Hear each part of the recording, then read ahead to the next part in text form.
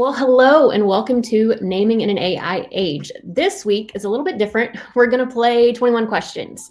Just kidding. But we do have a unique vantage point with our co-founder, Mike, who's been naming for 40 years. I'm not sure I know anyone else. I don't know anybody I'm not even 40 years old. So I don't know anyone else who started naming 40 years ago and is still going strong. So I'd love to ask you some questions, Mike, and see just a little bit more about your story and the experience that you've had over these last 4 decades. Go for it. Okay. Naming is very niche. I didn't even know it existed before I started working here. Can you give us maybe a 90-second view of who you are, what is NameStormers, and what do you do? So naming definitely is a niche. And when we got into this business back in 1985 and 1986, nobody could even believe you could make a living doing this. But it's a specialty that's grown in importance to where now, even with AI, I think it is far more important than it's ever been because of all the noise that's out there. And so it's this idea that you only have one shot at making the right first impression, and that's often your name. And so the effort and time and deep thinking you put into what's the right name for my personal brand, what's the right name for my new product or my new service or my nonprofit or my company, those are all things that we work with clients all over the world to help answer. Yeah. So if you had to define your superpower, why are you a naming expert, or what unique skill or insight that you feel like sets you apart in the naming world? What would that be, and how has it really shaped the success that NameStormers has had? Yeah, I think this is also your superpower, Ashley. And I think it's taken me 40 years to get good at this, but I think you just naturally are this way. And I think it's the ability to really listen, and pay attention, right? And then ask some darn good questions. Questions that aren't the obvious questions, but questions that really read between the lines, that ferret out the nuances, that get a sense as to what's really going on with the client or a naming need. And often there are things that folks won't share with you. They may tell you, well, the targets are this, and we want the name to do these other things. But then you start to ask the question like, well, okay, what's the biggest challenge that you really would like the name to address? Or some other question that they really haven't talked about after maybe an hour session, but you really want to get to the heart of what's going on here. And we want to go down different paths with these questions, right? To really get at what's going to set them apart, what's your name going to have to do for you, more than just some of the obvious things that I think everybody asks. Mm-hmm. Agreed. Yeah. I think reading between the lines, like you said, is very, very important. You bet. And so, you were a software engineer, I believe, right? So you've read between the lines a lot, I'm sure. How did you pursue the current path that you're on, and how has your vision really evolved along the way from software engineer to where you are now? I like this question because I think so many folks now are almost reverting to where we were back in the mid 80s with AI. AI is truly a software tool. It's a very cool software tool, platform, LLM, whatever you want to use to describe it. But it is limited by the constraints that any non-human tool is limited by. Even though it mimics human behavior pretty well, it can't really take you into something that's totally new and exciting and different. A lot of it is coming up with things that are pretty darn good, but they're similar to what's already out there. And so I think what software engineering has done for me personally is help understand the limitations of what a computer can do, right? We wrote the first PC program for naming back in 1986 that was commercially available anyway. We had an adaptive learning method, which was sort of a baby AI method. And so we learned a lot of things, 40 years ago. And so that's evolved our thinking. And today we still, of course, use all kinds of software apps and tools, and certainly AI in a big way, but never to replace what's becoming even more and more important, which is that human intuition, that understanding, that deep expertise in the field. Speaking of AI, I know we use it a lot, but there's a lot of wrong ways to use it. And so how are you currently applying the expertise, even from all the way back then, to the AI tools that are available now to really create that meaningful change and innovation in our industry, or specifically for our clients? Yeah, I got an email from Neil Patel this morning. Not that I know him personally, but I'm on his mailing list. So I get his emails, which he's very good at sending out, it seems like, every day. And he was talking about this problem. He was talking about how folks are defaulting to AI more and more often to create content, whether that's a post or a graphic or even video content. And it's losing the originality, it's losing the creativity, it's losing the real insights that someone that's been doing it for a while and has gone through lots of challenges with all kinds of clients has come to appreciate and sort of knows how to navigate. And so that's the problem, I think, with today. It's so easy to start using AI and give it a few prompts, and it's coming up with some pretty good names, but you haven't thought through the strategy yet, right? You haven't thought about, well, how does this dovetail with our overall brand positioning, value prop, our archetype, where we want the company to go, where we want the product to go, where we want my personal brand to go. And you really need to do some of that legwork before you turn AI on. Otherwise, it's going to give you something that you might find attractive, but it might not really fit what your long-term vision is.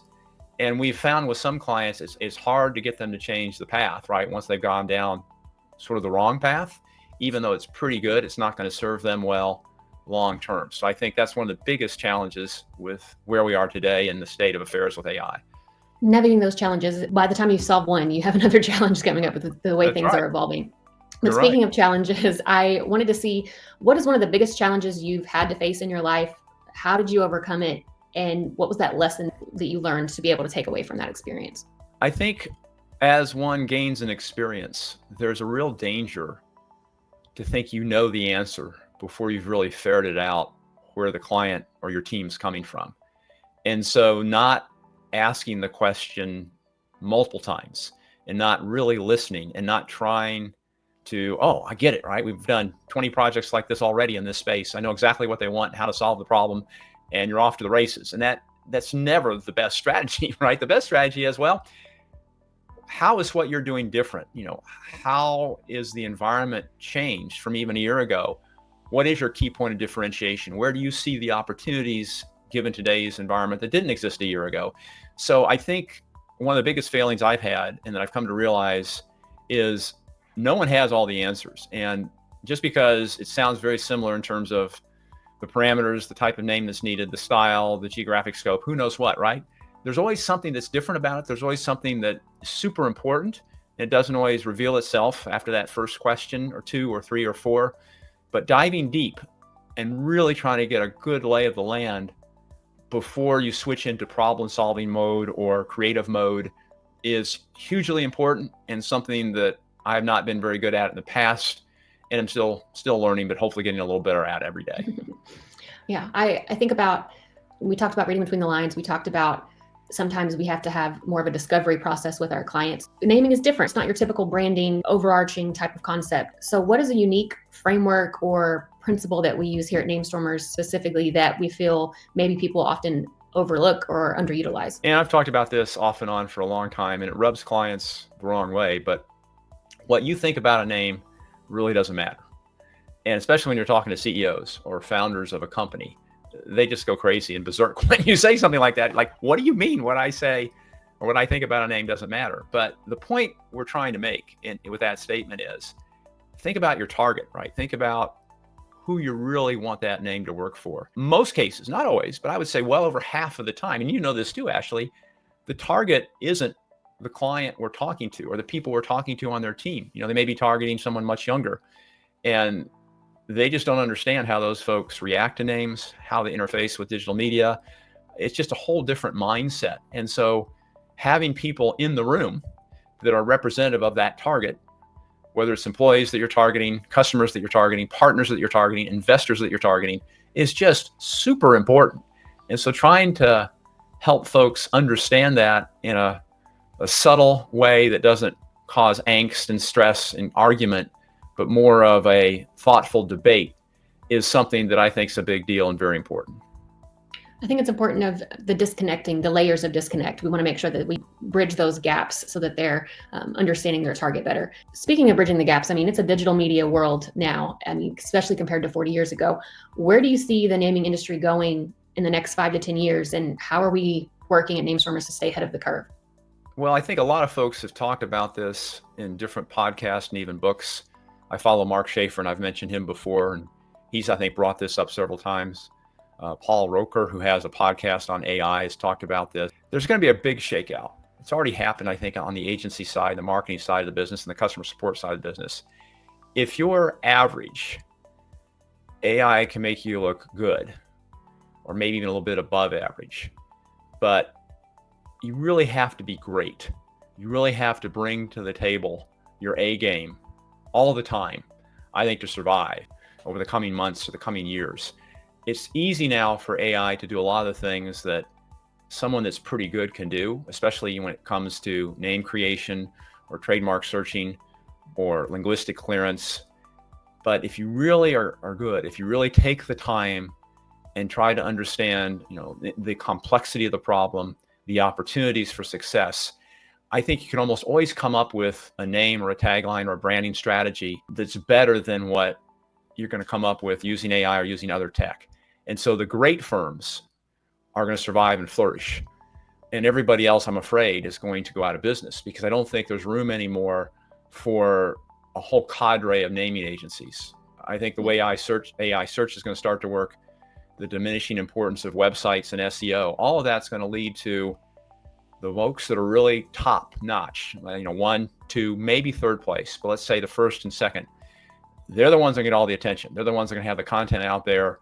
So they're going to get the eyeballs, and it'll be tough, I think, for other folks to undercut them and still provide the same great ideas that they can create. So competition is going to be tougher for sure. Yeah. And we are trying, of course, to stay on top of that. Right, exactly. I think the competition is tougher. The AI landscape makes it difficult to navigate if you're not ahead of the game. What do you see right now is the biggest problem, based on your experience, the biggest problem that we're currently facing in the industry, and how to solve it? I think that there is a lack of data and a lack of appreciation of really good, hard data. And this has always been a problem in naming. I mean, we've had a lot of competitors over the years that have said you're wasting your money if you try to test how effective a name is going to be. And we've never agreed with that. We used to be part of Nielsen, the market research firm, before we started this company. And so we were grounded in the importance of not just any kind of data, but clean data and enough of it so you actually have a statistically valid result, quantifiable data. So focus groups give you great qualitative data, and there's still a place for focus groups or getting a group of folks around a table and talking through ideas. That can be invaluable. But when it comes to naming, you really need a larger sample across the country or across the globe, depending upon your market, of the people that are going to be targeted, and not ask the question, what do you think of a name? Because you're going to get a biased response, but rather look at their reactions to names, because that's really how that's the most important data point, we believe. People react to names. They don't think about names, at least not initially. And so having a way to assess how quickly are folks going to react to a name? Are they reacting to the name the right way? Does it fit what you want it to fit in terms of associations and emotions and all that kind of stuff? That's just hugely important. And I think that's a problem that's becoming harder and harder to solve because of this acceleration of marketing and this desire to, get to market quicker, to spend less on some of these launches, and to short circuit or shortchange some of the really good, solid thinking and data collection and data analysis that needs to go into the process. With AI too, it can make you seem like, well, I can do that industry. I'm just going to use AI and it'll help me, and I can springboard myself into an industry, which is not necessarily the way you go about things. Although some startups have been successful. I guess my next question would be, what advice would you give to somebody that's aspiring to do a naming agency, like whether as an entrepreneur or being a naming consultant or just a naming expert? What would your advice to them be? Well, I think pick the area that you have domain expertise in. So pick an area that you have either industry experience in, or maybe it's been your hobby, or there's just a natural inclination. So you have some knowledge and some expertise that you're already bringing to the table with respect to what works, the kinds of people that are in that business space, how they react to not just names, but everything else, imagery, taglines, messaging, colors, the whole shebang. Right? If you already have domain expertise, perhaps you were an engineer, or perhaps you were a graphic artist, or perhaps you were, someone that sold shoes, right? Whatever it is, then naming in that space or branding in that space is something that I think you have the right to hang a shingle out and can probably add some real value, because you can evaluate things from that base of knowledge and experience. It's very difficult. I think it would be almost impossible these days to do what we did back in 1985 and 1986, which was start a naming business and be industry agnostic, right? We would have automobile companies come to us. We would have hotels, pharmaceutical companies, and we knew very little about their business. We had almost no knowledge of the intricacies and the nuances in that particular industry segment. Yet we were successful because we were one of the few that were doing it. I don't think you could do that today. I think you really need to bring to the table a little bit more knowledge and understanding of that space before you try to help folks, come up with names and the branding strategy that falls underneath or behind the name. Well, that's helpful. I mean, it is a different landscape than it was 40 years ago, even from a naming and trademark perspective. We've talked about that before. So for someone like me who likes to listen on double speed and might have missed some of these amazing points that you had, what is one thing that you want viewers to take away from this interview, or one final thought or idea for them? I think the biggest thing is just to slow down. Not double speed. So I guess I need to go back to single speed and re-listen to this. Yeah, I think listening to a podcast at double speed is fine. But I think trying to digest what you learned is something that requires some deep thought, where you get away from the computer, you turn off your phone, you maybe take a walk, whatever gets your juices flowing, but you really think through what you learned and what the implications are. I think that's probably going to be even more important, because we're all faced with so many distractions and we're so used to getting quick answers from AI or whatever it might be, that this quote need for speed and this need for acceleration seems to cost us a lot in terms of a really thoughtful, analytical approach.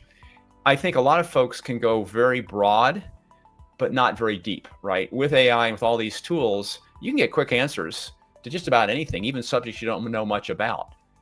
But it's very superficial, right? It doesn't go very deep down into, now do you understand the implications of that? How do you connect the dots? What are the implications in terms of the spend that you might want to make in promoting a new product based upon what you've learned across all these different ways to spend those dollars, whether it's on a particular social media platform or in person, or who knows what, price off promotions. And so that kind of thinking, I think, is something that's going to become more important. I think it's tough these days to really do that the right way. I agree. I think specifically in America, I know the speed that we work, and working vacations and you're always on, whether it's on your phone doing something, or if you have kids doing something, there's always something to be done. So sitting and reflecting sometimes is the hardest thing to do, but the most needed. So I appreciate your time today, Mike. Thank you for answering all these questions. And I may have to listen on 0.5 speed just to make sure I soak in all of these nuggets of wisdom. Well, and I want to ask you all these questions, Ashley, to get your perspective maybe on the next episode or two. So thank you again for your time. And thanks to everybody for listening, and welcome again to another episode of Naming in the AI Age.